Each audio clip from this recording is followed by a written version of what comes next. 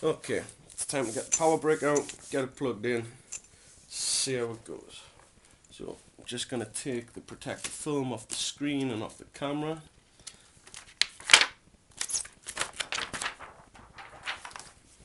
Stick that down there.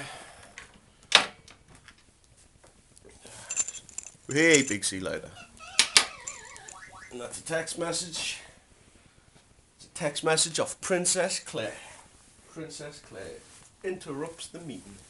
So if you give me 1 minute, get the power brick out, get this thing set up, see what it's like. Let's see what Princess Claire's after.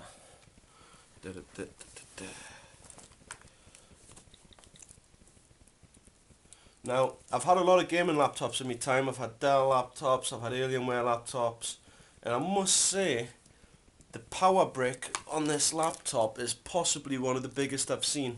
I mean, previous to that it was the Alienware laptop, the M7900 that I had, and that had a pretty big power brick, as you can well imagine. However, this one I think just pips it to the post in terms of size. One more thing I should point out, if you see here, this is not standard kettle plug size, so what it means is if you lose this cable or if you forget this cable or you break this cable, you can't just use a standard kettle plug, you've got to find a one with the special 3 prongs on it. Let's plug her in, switch her on. Okay, so we've got some nice blue LEDs here. Switching it on for the first time. Let's see how it goes.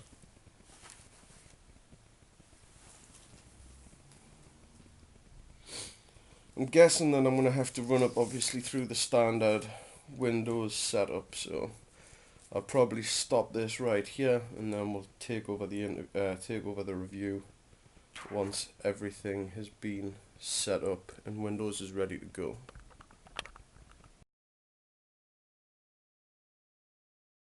We've finally got it up and running. First thing we need to notice is that there is lots of shit on this laptop. When I say lots of shit, I mean lots of demo programs and trials and crap like that that you don't really want. I need to do things like Windows Update, free trials of Trend Micro Internet Security, which really is quite an insult, because what the hell would you want that for? If we have a look in the programs,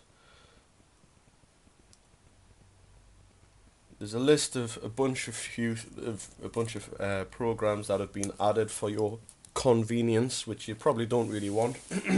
So what I'm going to do now is I'm going to take about 20 minutes to remove all of the crap that's on here and get this nice and streamlined for the way I want it.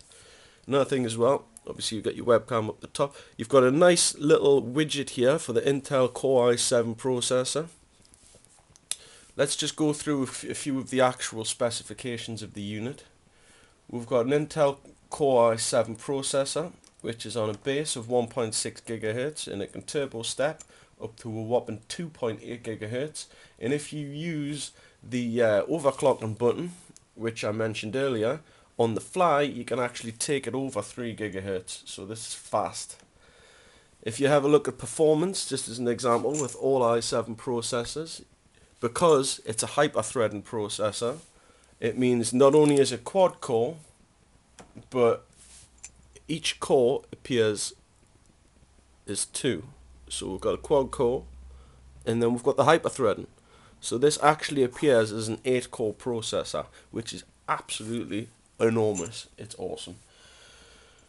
We've got 8 GHz of DDR3 1033 megahertz RAM. In fact, I think it's 1066. I could be wrong. It's one of the two. Can't remember off the top of my head. It's early. When we open up my computer, we are greeted with not a lot at the minute because it's still starting up. We're created with a selection of hard drives. I see what's very nice about them, which I didn't want to do at all, is they've made lots of partitions, which I don't really want. There's under the hood, there's actually 2 500 gig hard drives, 7200 RPM in RAID 0. So you are going to get some fast data reads on this. We've obviously got the Blu-ray ROM, which obviously does all your DVD rewriting and stuff like that. Okay, like I say, I'm going to stop it here, and then we'll come back in about 20 minutes once I've removed all the crap off here, and we've got it nice and lean, and then we can get Steam installed, and we can get some backups restored on it, and we can get some gaming on the go.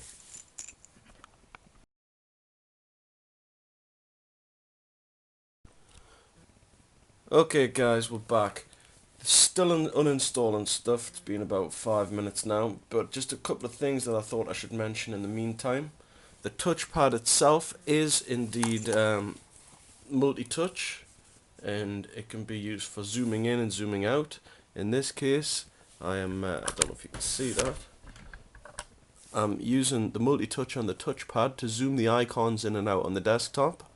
So that's a very nice feature indeed. Obviously you can use it for zooming in on web pages, or you can zoom in and out your images and stuff like that. Either way, a very nice little feature. While all this jizz is busy uninstalling, we can take a look at some of the peripherals that came with it.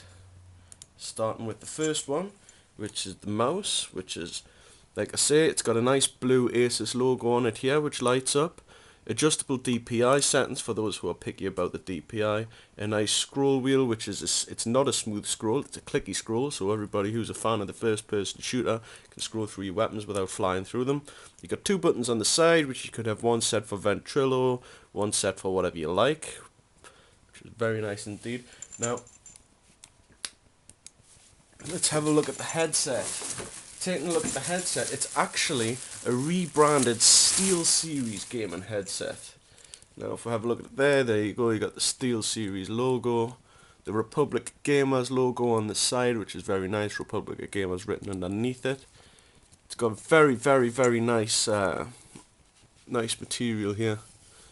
It seems to be quite big, which is very nice.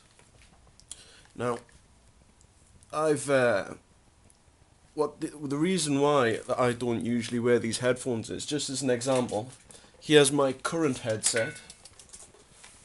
My current headset is a Logitech for notebooks headset.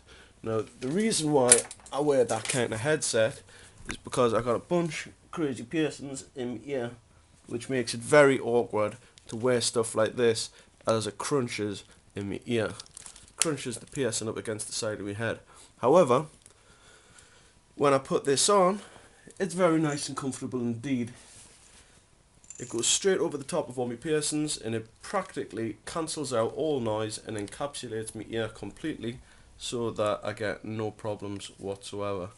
Just having a look at this now, actually, I'm not sure where the microphone is.